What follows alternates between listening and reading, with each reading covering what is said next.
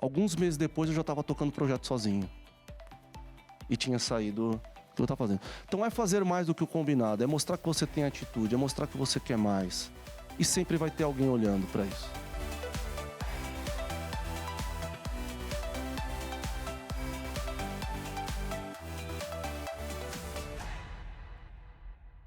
Receber convidados aqui na Net Globo é uma grande alegria, principalmente quando a gente consegue mostrar um pouquinho das tecnologias e principalmente da importância das pessoas se conectarem. E o meu convidado dessa entrevista de hoje é um grande especialista nesse tema e vamos bater um papo super legal sobre carreira, sobre vida e principalmente olhando a história de vida de Ricardo Schultz. Schultz, prazer poder te receber aqui, muito legal. Espero que você esteja tudo bem. Renato, muito prazer. Primeiro agradecer o convite. Assim, um projeto muito bacana. A gente estava falando até um pouquinho antes. A gente se constrói a vida com pessoas. Eu acho que você, através desse projeto, mostrar para nós, para as pessoas que nos acompanham, ou para as futuras gerações ou futuros profissionais da área de tecnologia, é algo fantástico. Que legal, cara. Obrigado. E obrigado por você ter aceito. Eu acho que esse projeto ele só tem essa beleza porque tem os atores principais dessa conversa, que são vocês, os nossos convidados que fornecem a história de vocês como grande elemento, né, para a gente poder bater esse papo. Espero fazer jus aos que já passaram e servir de benchmark para os futuros. Passaram né, grandes profissionais por aqui, como você. Schultz, a gente queria falar um pouquinho da nossa essência, da nossa base, que é a nossa família. Você estava me contando aqui, né, que os seus antepassados vieram da Alemanha, da Holanda, né? Ou seja, você tem uma história que começa ali no Rio Grande do Sul, mas se desenvolve em São Paulo. Então, eu queria abrir esse capítulo para falar um pouquinho da sua história, família, vida e infância. Legal, Renato. Bom, primeiro que falar da gente é fácil, né? Às vezes é mais fácil do que falar de tendências de tecnologia que vão vir para o futuro, que a gente deveria ser especialista em nós mesmos, né? Mas, que nem a gente estava falando, sou de descendência europeia, alemães. O pessoal veio aqui na década... década não. Meus pais vieram em São Paulo, para São Paulo na década de 70, mas meus tataravós vieram em 1800 e alguma coisa. Então, eles se desenvolveram todos no Rio Grande do Sul. Meus pais se conheceram lá. Vieram para cá, que nem eu comentei, na década de 70, e eu nasci aqui em São Paulo. Eu acredito puramente que a gente é consequência, né, do que foi construído por eles no passado. Eu acho que isso ajuda a moldar o nosso caráter, ajuda a moldar como nós somos. E hoje eu sou consequência disso e minha filha será consequência do que eu estou plantando, né? Então, sou de uma família simples. Meus pais, eles nasceram na roça, no Rio Grande do Sul, né? Trabalharam em lavoura, boa parte da vida deles. Em algum momento, eles resolveram mudar para a cidade grande. Acho que como muitas pessoas, para Porto Alegre. Meu pai e minha mãe, eles começaram a trabalhar em empresas. E em algum momento, meu pai veio para São Paulo transferido. E eu acabei nascendo aqui e fui criado aqui, numa família pequena, porque todos os meus parentes ficaram no Rio Grande do Sul. Então, o conceito de família para a gente é um núcleo muito fechado. Era meu pai, minha mãe, minha irmã, que é 4 anos mais nova que eu. E eu tive uma infância muito feliz, porque acho que eu cresci num ambiente de muita liberdade, foi na periferia de São Paulo. Meus pais sempre deram condições de, por exemplo, estudar numa escola particular, uma vida simples, mas uma vida, muito construtiva, né? Tanto pelos exemplos que eles me passaram, quanto pelas oportunidades que eles acabaram me gerando dentro daquele contexto. Então, diria que eu tive, crescer aqui, acho que numa época diferente da de hoje também, né?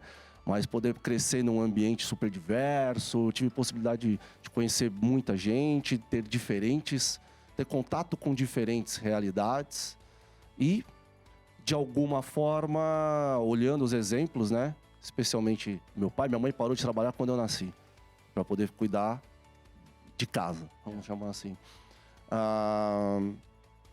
De alguma forma, isso me trouxe ao que eu sou hoje. Ô Schultz, você sabe que quem conhece a sua carreira, né?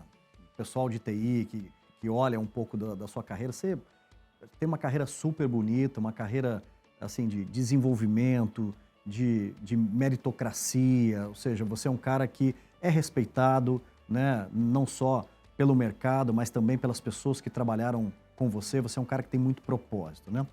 Mas quando a gente olha, né, como a gente estava brincando aqui, né, para um alemão, né, Schultz, né, fala, pô, que esse cara nasceu numa família, pô, tradicional rio-grandense, né, pô, o cara já fez MBA com 20 anos de idade, aquela coisa toda. E você tem uma passagem na sua história, né, quando você veio para São Paulo, né, num bairro hoje até bastante famoso, né, e seu pai tomou uma decisão interessante, assim, e eu acho que você deve levar muito isso como um ensinamento, né? Uma coisa que você vai passar, né, para os seus filhos também. Conta um pouquinho dessa passagem que foi bacana, eu achei diferente. Legal. A gente, na verdade, eu acho que a gente está ficando velho, Renato. E aí você, né, a pergunta, você faz uma reflexão do que te influenciou no passado. O que foi marcante. Na verdade, hoje eu começo a olhar sobre qual foi a consequência que aquilo trouxe pra gente, né? Então, meus pais, eles começaram a trabalhar e a gente comprou... Meu pai, na verdade, né? Ele comprou um apartamento no Itaim Bibi, hoje um bairro super nobre, né? Nobre. Era um bairro bom, mas era um apartamento financiado lá na época. E aí meu pai teve uma sacada que, na minha opinião, foi o que hoje garantiu para ele uma aposentadoria tranquila. Que ele percebeu que se ele alugasse aquele apartamento, ele ia dobrar o salário dele. Então, qual foi o movimento que eu considero muito corajoso, muito ousado e até de uma certa forma um exemplo de humildade? A gente foi morar na periferia, no bairro do Campo Limpo, e com aquele aluguel que ele pagava, que ele recebia, ele pagava não só o financiamento do apartamento dele, como o financiamento do apartamento novo, o salário dele, que antes ele tinha que dividir por uma série de coisas, começou a sobrar dinheiro, né? E ainda tinha alguma coisinha lá que possibilitou ele evoluir nesse sentido. Sensacional isso. Então, isso que me levou até um pouco do que eu comentei, né? De ter uma infância de liberdade, porque era um bairro, não era informação, mas era um bairro mais de periferia de São Paulo, né? E isso que você falou, né? De loiro, tal, esse tipo de coisa. As pessoas realmente olham hoje, até por postura, como a gente se porta, acho que pelo nível cultural, nível de educação, achar que você veio de um berço de ouro, não. Meu pai, até hoje, é uma pessoa super simples, e hoje ele olha pra mim e ele acha que eu sou um cara muito sofisticado. Sabe, que eu tenho muitos excessos, né? Por conta das nossas origens e das origens dele, né?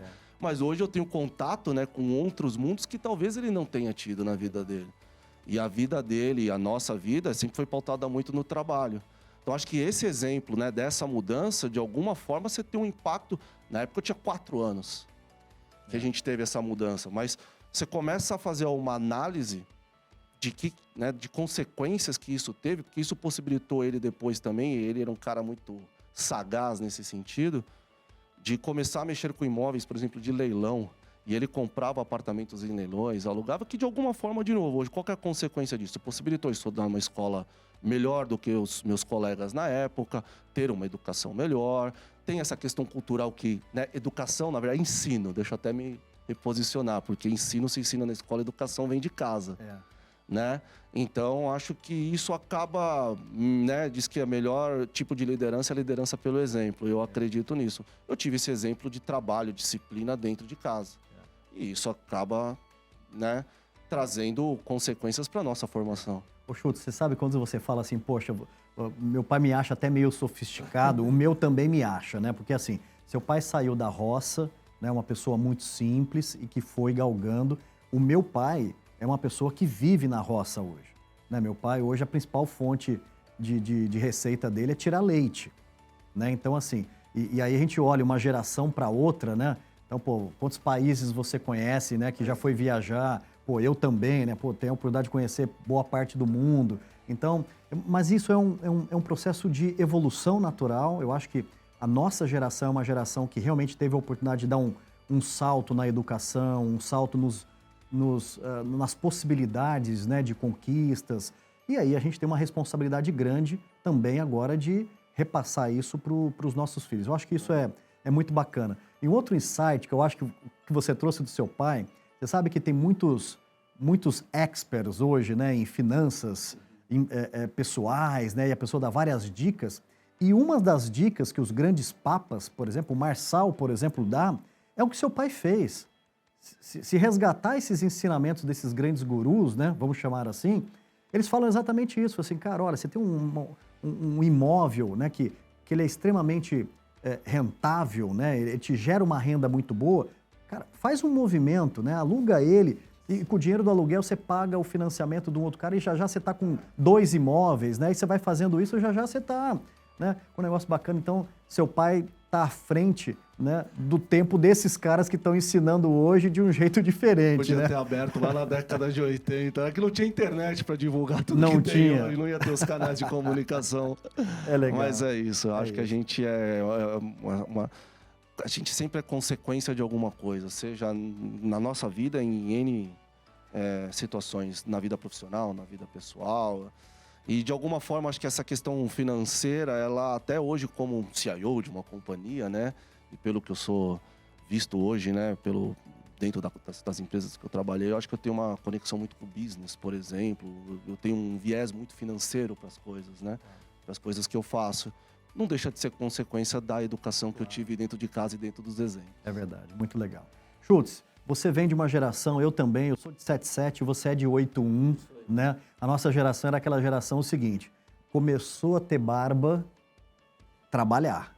Começou a, né, ter pelo no corpo, já era momento de dizer, ó, tá na hora de ir trabalhar, né, de arrumar alguma coisa para fazer. E era o nosso sonho, grande sonho, né? Começar a trabalhar cedo, ter o nosso próprio dinheirinho, começar a falar de carreira, antecipar os movimentos, porque a perspectiva de vida útil de trabalho dos nossos pais era chegar com 50, 60 anos aposentar.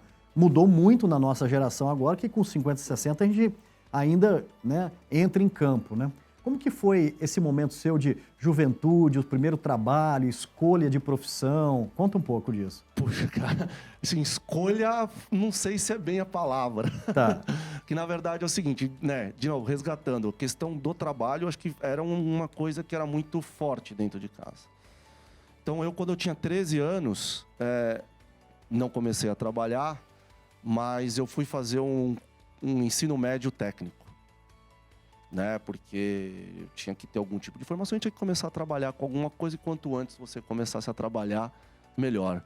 Então, eu fiz um curso técnico eletrônico, fui a última turma que tinha um ensino médio em conjunto com um curso técnico, era um curso de 4 anos. Tá. Tive até que fazer, fiz cursinhos, prestei vestibulinho, que chamava na época, passei em algumas escolas e escolhi um colégio chamado Liceu de Artes e Ofícios, de São Paulo. Colégio super tradicional.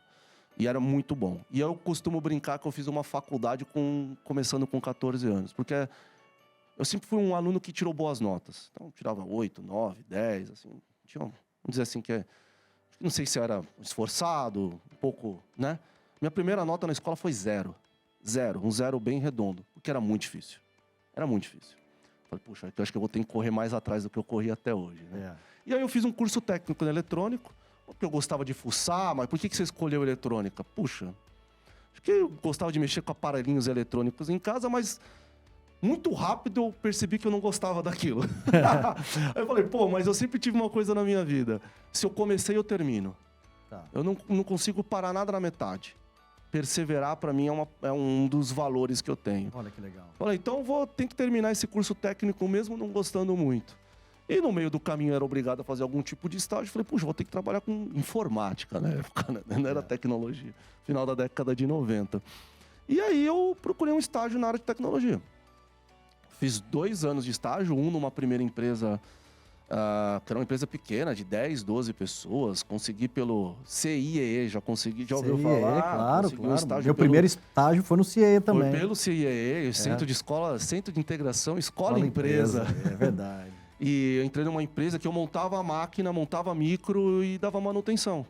Uma casa aqui perto da região da Berrini. Tá. E trabalhei 1 ano lá, na época, para ganhar um salário mínimo, R$136. Hoje, né, o salário mínimo ele era significativamente menor. Mas também percebi logo que eu não teria muito para onde ir dentro de uma empresa daquele tamanho e resolvi ir para uma outra empresa. procurar um outro estágio e eu caí, fiz um baita processo seletivo e entrei no Grupo Abril como estagiário de curso técnico. Olha que legal. 18 anos depois eu virei diretor do Grupo Abril, mesmo tendo saído, voltado, esse tipo de coisa, mas foi por um curso técnico e que eu diria assim, você começou por TI meio que por acaso. Não foi assim uma escolha, tipo, puxa, decidi ser médico, por exemplo, com 19 anos. Não, eu fiz um curso técnico, exatos. Naquela época não tinha não tinha colégios de processamento. Tinha um curso de processamento de dados, pelo que eu me lembro, na Federal. Então, eu acabei caindo na área de tecnologia. A vida foi me levando, gostei da história, engrenei, pagava bem. A área de TI, eu sempre brinco, né? Ela é boa porque ela possibilita você ganhar um salário melhor sendo mais novo. Eu tenho essa visão e na época já era assim, né? Então, apesar no segundo, depois, quando eu saí de estagiário, já era uma coisa que você fala assim, deixa de trabalhar com tecnologia para fazer alguma outra coisa, o trade-off já era bem alto. Porque pra você começar do zero, você teria que estar muito convicto daquilo que fazia. Mas eu gostava de trabalhar com tecnologia e embalei a partir daí. Novas estratégias, mais inovação, tecnologia e muita qualidade. A unidade Agência Digital NetGlobe Cybersecurity desenvolve conteúdos de treinamento e conscientização em cibersegurança, além de pentest e proteção contra phishing e outras ameaças virtuais. Independentemente da área, nossa missão é sempre conectar as pessoas através da tecnologia e transformar experiências. E aí, vamos construir o futuro juntos? Ou seja, e aí, tecnologia foi aquele lugar que você se encontrou, você gostava de começar as coisas e de terminar, você pegou uma fase da tecnologia que realmente era a profissão do futuro, né? Como é a profissão do futuro, mas naquela época era explícito, né? Que era uma das profissões que, poxa, a gente tinha que considerar. E aí você foi galgando. Quando foi aquele momento que você não só se viu um cara com habilidades técnicas, mas começou também a trabalhar mais a parte de gestão, cuidar de pessoas, se importar com o desenvolvimento do outro? Que fase que foi da sua carreira? Acho assim, de certa forma, eu sempre quis trabalhar com gestão e estar ligado ao negócio. Eu sempre tive isso na minha cabeça. Resgatando um pouco do começo da nossa conversa, eu tenho uma questão financeira muito forte por conta dos exemplos. E acho que de alguma forma eu ficava pensando, mesmo novo, falar, cara, para eu trabalhar perto desse lado financeiro, eu tenho que estar muito perto do business. Trilhei uma carreira técnica, 100% técnica, nos primeiros anos. Imediatamente depois eu saí da Abril e fui trabalhar na Siemens. Trabalhei na Siemens 5 anos, numa divisão que fornecia serviço de tecnologia. Depois trabalhei na Finada EDS, né, bem na transição com a HP. E em 2009 eu voltei para a Abril, na qual fiquei até 2019. E ali a gente desenvolveu uma série de projetos dentro do departamento lá na época, que acho que trouxe à tona as principais habilidades e competências que eu tenho e que acabou abrindo a porta para mim assumir a minha primeira vaga de gestão. Acabei assumindo a área de gerência da área de PMO e liderança técnica de projetos dentro do Grupo Abril. Na época que o Grupo Abril tinha um pipeline de dezenas de projetos. E foi ali que do dia para a noite eu assumi uma gestão de uma área que tinha mais de 20 pessoas. E eu me encontrei de verdade nesse momento. Né? Então eu me encontrei de verdade ali. Foi ali que eu, conseguia tocar projetos, mas quando a gente falava de projetos, eu tinha que tocar, fazer gestão de pessoas, fazer gestão de praticamente de todas as pessoas da TI, para poder entregar aquilo que eu tinha que entregar, que era a minha responsabilidade, e também de estar tocando o business diretamente. Né? E falando um pouco de business, você está falando bastante disso. Puta, cara, eu gosto de TI, mas gosto do business também, sempre me aproximo do business. E a gente, assim, sabe que hoje não tem TI relevante nas organizações se ela não está conectada com o grande propósito do business, né? Sim, na sua visão, como que a gente se apaixona pela tecnologia e pelo business ao mesmo tempo, né? Ou seja, como que foi com você para você ir se apaixonando pelos business que você foi passando, assim? Qual que é o desafio hoje, né, de um cara de TI né, ser um cara também conectado com o business? Que tipo de competência? Primeiro, assim, você tem que ter uma formação técnica. Acho que todo mundo tem que... você não adianta você... Eu conheci já várias pessoas dentro da trajetória e das pessoas com as quais eu interagi que elas não têm uma informação técnica muito forte, né? Sei, Renato, se não é algo que está com você, porque, de alguma forma, eu sempre tive a visão, e isso eu tenho até hoje, de que a área de tecnologia ela é sustentada pelo dinheiro que o business gera, né? E dentro até, a gente fala da famosa carreira em Y, né? Em algum momento você tem que fazer uma determinada escolha, né? Se você quer ser um super especialista em determinada coisa e está tudo bem, ou se em algum outro momento você tem que seguir para uma carreira de gestão, né? Eu acho que a partir do... Eu sempre tive claro que eu queria seguir para essa carreira de gestão. Isso estava na minha cabeça. E eu sempre gostei muito de falar de negócios, de me aproximar de negócios. Então, diria que acho que isso de alguma forma sempre esteve dentro de mim e cabe você se aproximar das pessoas do negócio. Isso não aconteceu a vida inteira. Quando eu tinha uma carreira técnica, por exemplo, dentro da Siemens ou mesmo da EDS/HP, eu tinha zero contato com business. Zero. Eu estava dentro de um Nokia em determinada época da minha vida. Estava construindo data center nos Estados Unidos por causa de uma equipe offshore dentro da EDS. Só que a partir do momento ali, por isso que eu falei que eu me encontrei, né? Que eu comecei a trabalhar com projetos e saí um pouco dessa área técnica, foi ali que eu me encontrei como um profissional, de verdade. Legal.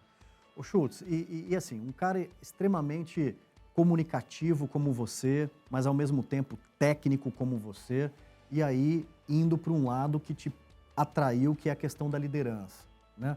E como você se preparou para poder ter mais esse tato com pessoas, né? Ou seja, poder ouvir melhor o time, né? Se importar ali com o momento que a pessoa está vivendo. Como que foi para você, né?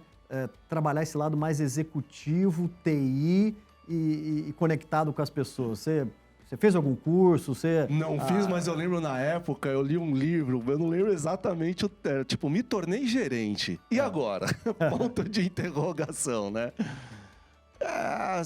Acho que você tem que ter algumas habilidades e atitudes que são, de alguma forma, estão em você.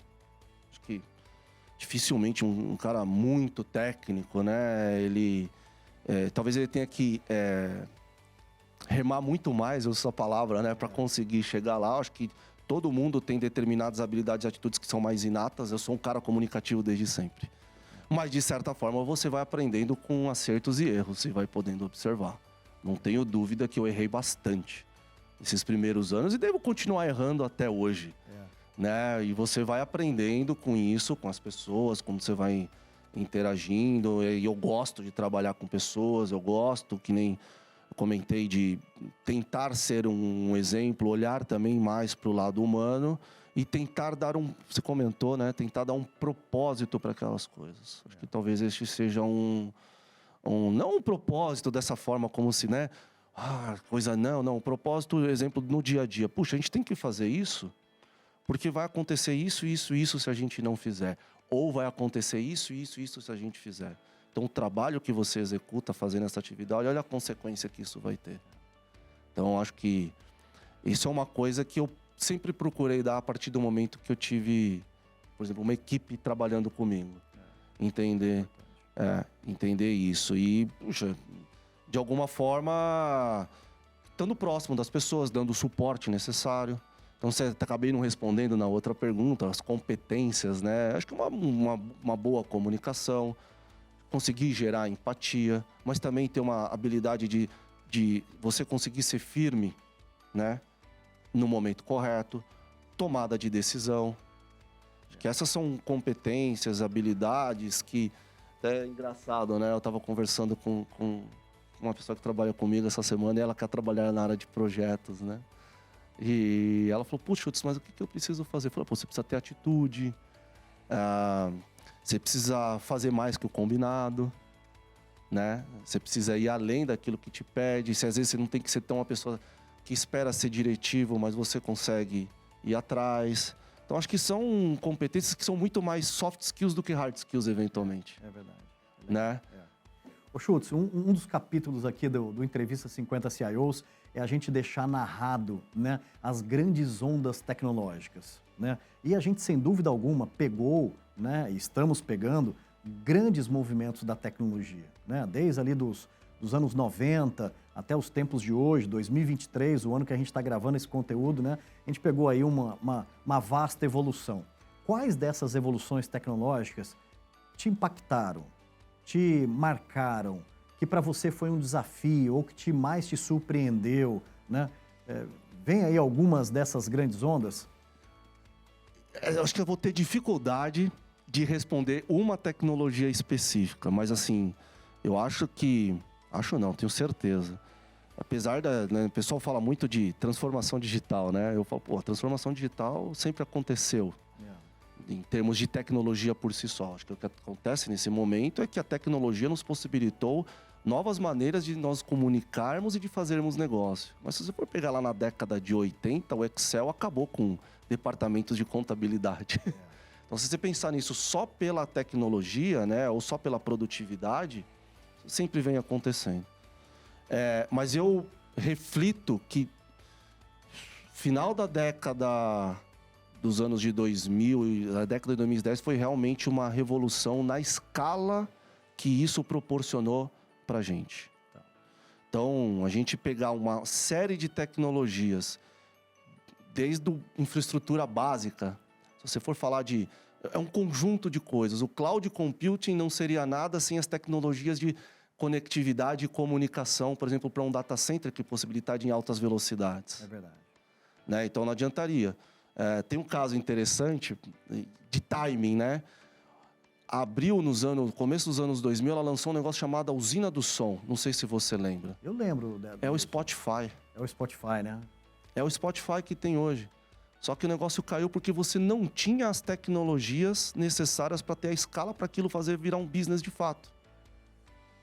Você tinha que escutar num computador com uma conexão de 64, 128K com modem, né? E era um streaming, cara. E era música de streaming, só que você não tinha um smartphone. Então, esse conjunto de tecnologias que eu acho que a gente teve, que possibilitou ganhar escala. Então, você fala, puxa, conexões mais rápidas, fibra ótica para tudo quanto lugar, 10 gigabytes, né? 1 giga na sua casa hoje. Possibilitou a internet evoluir da forma como evoluiu, para você ter serviços de streaming, o YouTube, virar canais de comunicação, que nem hoje tem, possibilitando abrir novas profissões, possibilitando a gente estar fazendo isso aqui hoje, estar divulgando em N canais. Então, foi esse conjunto, o advento de microprocessamento, né, em devices muito pequenos, possibilitou ter um smartphone, uma tela com touch, que possibilitou ter um iPhone, depois dos smartphones que a gente tem hoje. Isso você não tinha esse nível de escala e essas tecnologias somadas para tornar o mundo que tornou hoje. É verdade. Então, por isso que eu tenho um pouco de dificuldade de falar assim, puxa, eu me apaixonei por cloud. Ó, cloud computing possibilitou o conjunto de startups que a gente tem hoje a um baixo custo, sendo que você teria que montar um data center antigamente. Você tinha que ter um servidor dentro de casa. O seu raciocínio, na verdade, Schultz, é assim, uma tecnologia foi habilitando a outra, né? E claro que esse conjunto fechou grandes ciclos, né? Exato. É isso, exato. E aí você não sabe nem o que é causa ou consequência. Eu acho que o próprio mercado, ele te leva, puxa vida, ó, tá vindo uma onda ali, essa onda vai fazer isso. Puxa, para poder fazer, por exemplo, para poder a gente ter cloud computing, a gente tem que investir em tecnologias de conexão e comunicação para as pessoas poderem chegar no cloud computing. E qual que isso vai possibilitar? Vai possibilitar você ter um smartphone na qual você vai poder conectar num 3, 4, 5Gs, né? Evoluindo, no qual você vai ter um serviço de streaming que vai te levar para isso. Então, é o conjunto de coisas que eu acho que a gente está vivendo de uns 10, 15 anos para cá, que realmente revolucionou tudo. Mudou a forma da gente se comunicar e mudou a forma da gente fazer negócio. É verdade. Loucura total. Loucura. E tem muita coisa para vir aí pela frente. Tem muita coisa para vir, exatamente. Espero, você falou, nós já estamos velhos, mas não tão velhos pra gente não presenciar esses 10, 20 anos pra frente, que vai ser É velho sensacional. na forma de pensar, Renato. Fala assim, puxa, quando eu era jovem, apesar... Legal. Falando de jovem, falando de novas gerações, né? Tenta imaginar o Ricardo Schultz com 16 anos de idade nos tempos de hoje. E você estaria dando um conselho para o próprio Ricardo Schultz para ele desenvolver a sua carreira, né? Ou seja, para ele cuidar de ter um olhar atento para algumas coisas.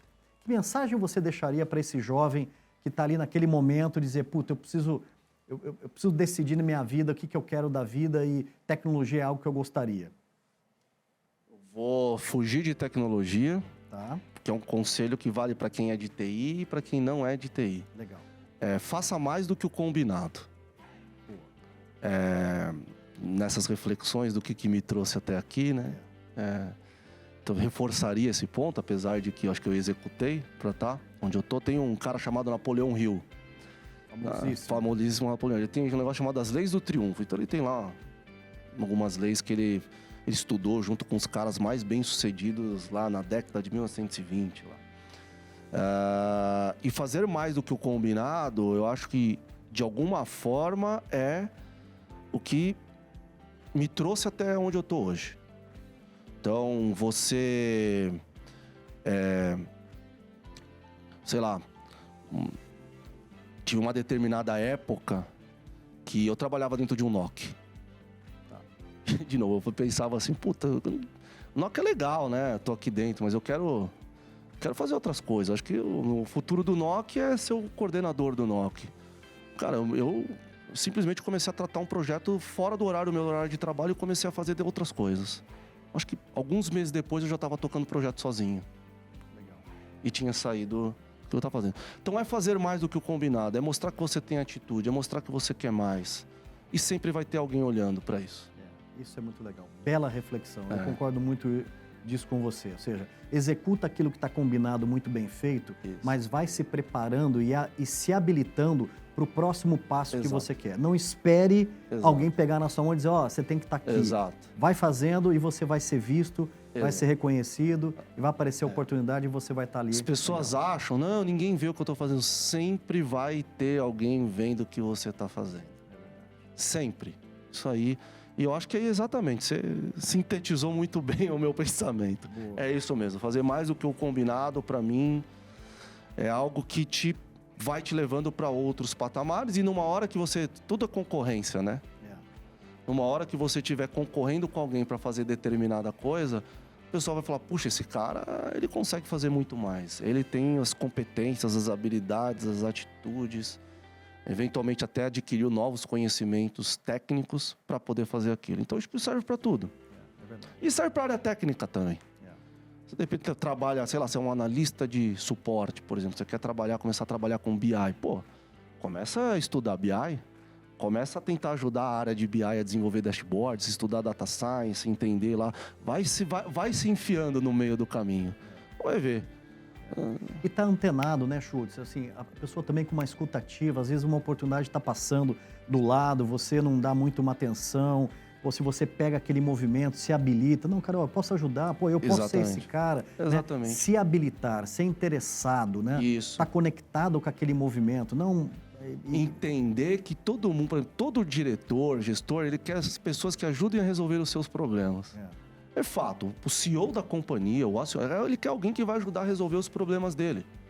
Se você se habilita a resolver o problema dele, você deu 5 passos na frente das outras pessoas que estão ali esperando. E não é que tá ali querendo puxar o saco, querendo, não, só vou fazer, não. É fazer pro executivo, mas muitas vezes ajudar uma pessoa que está do lado, se prontificar, servir, né, para ajudar a resolver um problema, independente de quem, né? E você vai virar referência fazendo isso. Isso é legal. Então, esse é um outro ponto, né? Quando eu saí eu era gerente e virei diretor, na época que aconteceu, né? O diretor saiu e tinha que escolher um de nós lá para assumir, né? Eu acho que uma coisa que é super gratificante é que boa parte das pessoas que eram meus pares, elas me reconheceram como uma pessoa ideal para assumir aquela área de diretoria naquele momento. Olha que legal, isso é bonito. Isso é bonito, cara. Mas, de novo, eu acho que é porque, de alguma forma, eu fiz um pouco do que você acabou de falar. você acaba virando um pouco de referência. As próprias pessoas reconhecem que você, às vezes, tem as competências necessárias para poder assumir determinado desafio. Schultz, aquela frase emblemática. Se você quer ir rápido, vá sozinho. Se você quiser ir longe, vá acompanhado. Se cerque de boas pessoas. A gente sabe, para construir uma carreira como a sua, como a minha, a gente faz muito pouco sozinho. E a gente faz muito com as pessoas. Não só com os times, mas com líderes, com grandes referências que foram fundamentais na nossa trajetória. O que vem na sua cabeça quando eu trago essa reflexão? Você já disse metade da resposta, né? A gente não faz nada sozinho. De fato, a gente não faz nada sozinho. Você depende, ainda mais quando você assume uma cadeira de gestão, você faz menos, né? Às vezes você tem a impressão de que é mais difícil de tornar tangível. Uma coisa é você escrever código e falar, pô, escrevi 200 linhas de código, você consegue ver, né? Como é que você consegue tornar tangível uma vez que você está numa cadeira de gestão? Então, vem algumas pessoas na cabeça, né? Vem líderes que te inspiraram e que, de alguma forma, te ajudaram. Ajudaram não de ajudar de... vou colocar você aqui porque você é meu amigo. Não, te ajudaram porque eles abriram portas e reconheceram alguns trabalhos. Então, eu tenho algumas pessoas na minha trajetória de vida, né?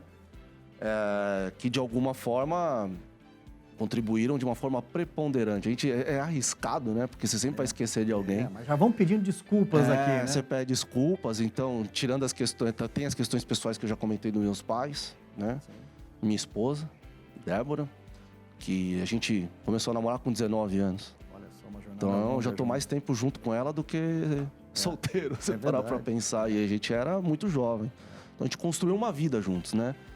Então, ela não deixa de ser uma pessoa de me inspirar, mas, puxa, comentei ali do momento de 2009 até 2012, as pessoas ali que abriram as portas para mim. Tem um parceiraço de vida, o Augusto Nellesen. Hoje ele é uma pessoa superintendente do Itaú, uma pessoa super do bem, super bem sucedida também. É um parceiraço de vida. Também dentro dessa época tem o Gerson ali, que foi o meu primeiro diretor que eu assumi a gestão. Então essas duas pessoas, elas têm aí um impacto significativo, assim como um outro cara chamado Carlos Sangiorgi, que ele era o diretor de tecnologia e a gente teve uma jornada muito bonita juntos. E que foi quando ele saiu da Abril, né? Na época eu trabalhava no Grupo Abril, eu entrei no lugar dele. E boa parte do momento que eu tô hoje, eu devo a essas pessoas, assim, tentando olhar para trás para isso. E hoje, onde eu tô na Randstad, né? Eu trabalho num time super inspirador. Assim, é fantástico. Então, o CEO, o Fábio e toda a parte do management team, né? Para não citar todos daí, porque senão a gente vai ficar meia hora aqui falando o nome de todo mundo. Deu uma liga, assim, que eu me inspiro diariamente com essas pessoas e sou muito grato por poder fazer parte de um time que tem construindo essa história que a gente está construindo hoje dentro da empresa. Sensacional. É bonito, né? A gente num bate-papo como esse, revisitar essa memória, nomear algumas pessoas, né? Mediante várias que são importantes na nossa vida e mostrar que para a gente chegar onde nós estamos hoje, teve pessoas que acreditaram na gente, nos ajudaram, e isso é muito legal. E essa reflexão, né? Às vezes exercitar um negócio que a gente acho que não faz no dia a dia, que é gratidão, né? Gratidão, é verdade. É gratidão. A gente não para refletir que a gente tem que ser grato por algumas coisas. Muito. E por algumas pessoas.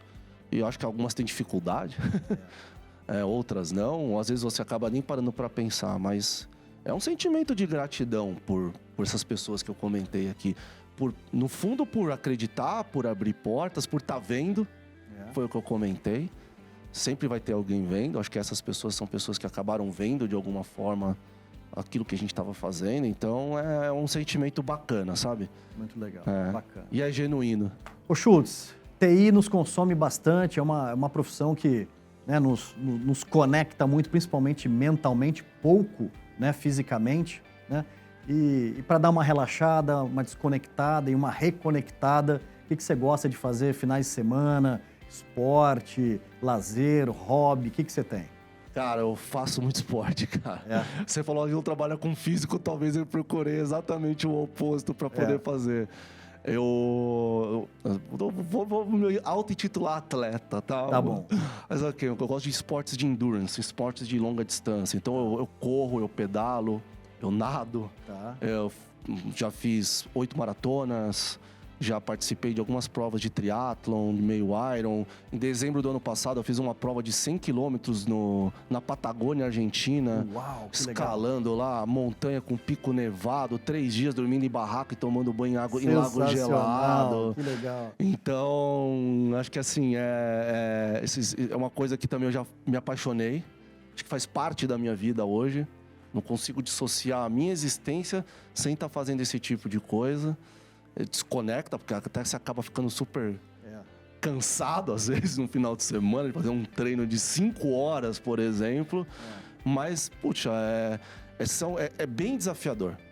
E esse desafio te traz uma recompensa de falar, putz, cara, eu tô fazendo algo que qualquer um pode fazer. Não dá, cara, nunca fiz isso, assim. Eu sempre falo, você faz, faço porque acho que qualquer um pode fazer. A questão é você tá disposto a fazer aquilo. É isso aí. Treinar. Bacana. Ricardo Schultz, que bate-papo bacana, conhecendo essa figura de pessoa, um ser humano maravilhoso, um profissional, sim, mais do que reconhecido no mercado. E tá aqui a história do Schultz, registrado no Entrevista 50 CIOs. E fica aqui a minha gratidão a você por estar nos ajudando a manter esse projeto tão vivo, tão bonito. Eu agradeço também, Renato, assim, esses momentos são bacanas, né, a gente falar da gente, de alguma forma, né, quem sabe daqui a 100 anos não vai ter alguém assistindo, a tecnologia nos proporciona isso hoje, né? Não é? Né? Antigamente tinha que ter um pergaminho lá para alguém pegar e escrever. Agora vai estar disponível para pessoas hoje, para pessoas amanhã, enfim. Multiplataforma. Parabéns pelo projeto, acho que é muito legal. E para a gente também participar disso, além de todos esses motivos bem nobres, é muito gratificante, porque eu acho que traz momentos de reflexão, né? De que às vezes no dia a dia não deixa, né? Seja pela correria do trabalho, pela correria dos meus hobbies. Mas ele te traz um momento para você refletir sobre você mesmo, né? Então é muito legal e muito obrigado pela oportunidade. Eu que agradeço. Parabéns. Valeu. Valeu, obrigado. Valeu.